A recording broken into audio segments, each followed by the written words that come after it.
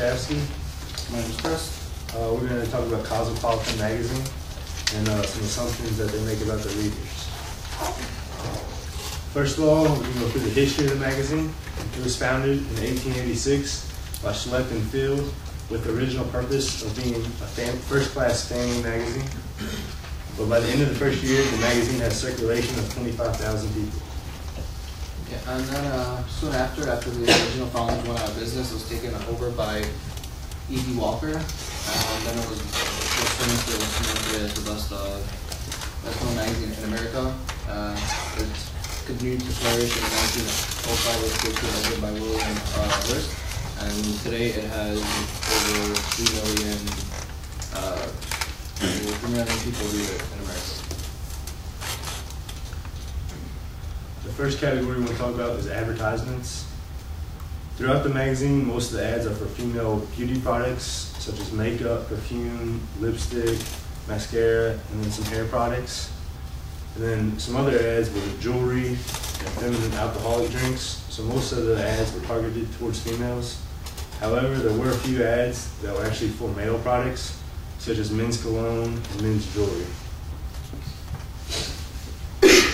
So this leads us to assume that Cosmopolitan, it assumes that its readers are mainly women in their early 20s, early 30s that want to look good, they want to feel good.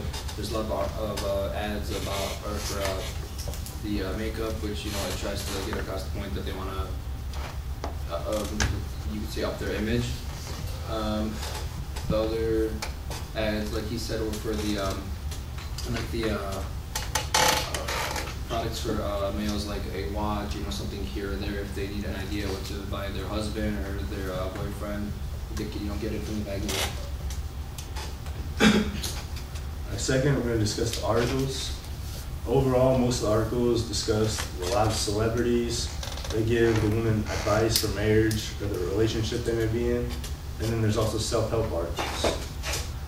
Looking at the graph, you can see the main 3 categories are fashion, beauty, and relationships.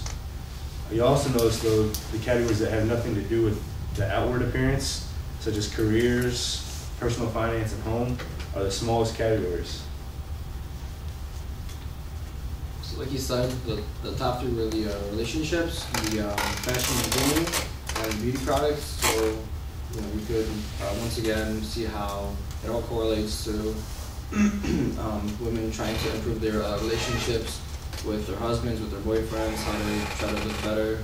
A lot of them were about the self-help too, like do 10 sit-ups a day and your abs, they'll look great in a year or 2 months, whatever it is, to try and better themselves. The reason that only a small portion of them were for the finance, because I guess you could say that they focus more about right now than in the future. Okay, the layout and reading level of the magazine also tells us what the magazine thinks of the readers. Cosmopolitan is not a magazine with pages and pages of just words and long articles of 4 to 5 pages. Instead, there are a lot of sidebars, pictures with captions, and it's a colorful scheme, so it gives off a vibrant feeling and real lively emotion. Also, the wording of the articles is very simplistic. Doesn't get too complicated, so it doesn't really require much to comprehend the article. So by using this colorful scheme, they assume that people want to read it and pick it up because they want to try to escape from their reality. They want to pick it up because it's fun to read. It's not something that you have to struggle to get through the articles. A lot of pictures, a lot of fun things to read.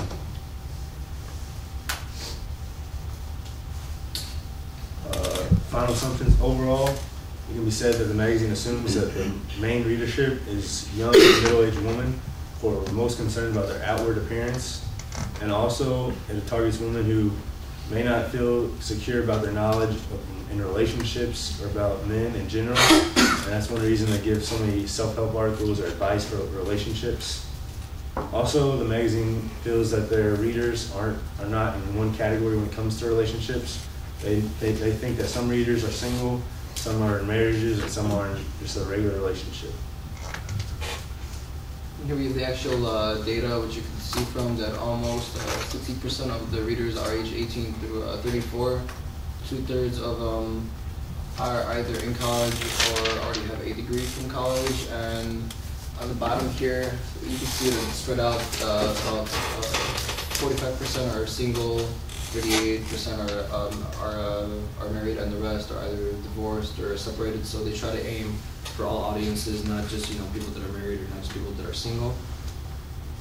And some other data: almost 70% are employed, and half of them are employed full time. So that's why they have a lot of ads in there to try to promote their spending. That's it. So the overview: Cosmopolitan, they're smart in their assumption that most of the readers are relatively young women, and they're also smart to cater to women in all different situations as far as relationships go. And these reasons and their assumptions are correct, so that means that's probably one of the main reasons Cosmopolitan is so popular today. Any questions or anything?